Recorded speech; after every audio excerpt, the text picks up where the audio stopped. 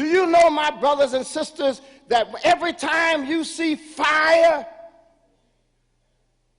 which is really just a metaphor for passion, every time you see commitment to a cause that's bigger than an individual, every time you see people who are really concerned about justice and fairness, that's the fire of God. And what God says is that when we look around us, all is not lost, because we've got young people and old people, black people and white people who have said, I'm not going to take this anymore. They're standing up, they're marching, they've got fire. Jeremiah said it like this. He said, I thought I was going to give up on my preaching, but then I got fire shut up in my bones. Dr. King said, we've got a fire that water can't put out. Thank God for the fire of passion and enthusiasm and protest and articulation. At the very least, we are not dead. We are what the young folk call woke.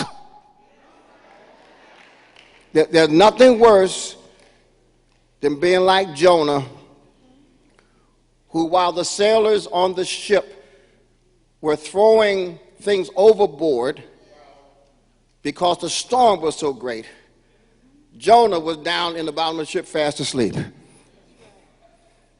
There is nothing worse than sleeping through a storm. There's nothing worse than living with our heads underground like ostriches. There's nothing more despicable than people who don't care until it affects them personally. God said, take this as a symbol. I'm going to give you some fire, and even if there's one spark of fire, it came from God. Every movement,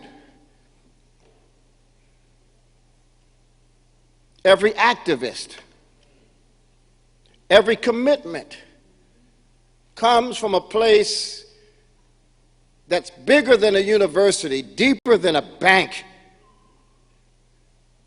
When a young man is willing to go to jail for what he believes,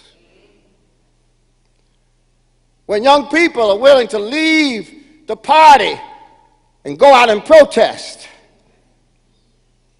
when churches allow the doctrinal differences they have to melt down and preachers come together in response, that's fire. And I'm here to report this morning, I've been on the phone with Dallas. In fact, leaders from Dallas are coming here Friday. Been on the phone with Washington, leaders from Washington coming here Friday.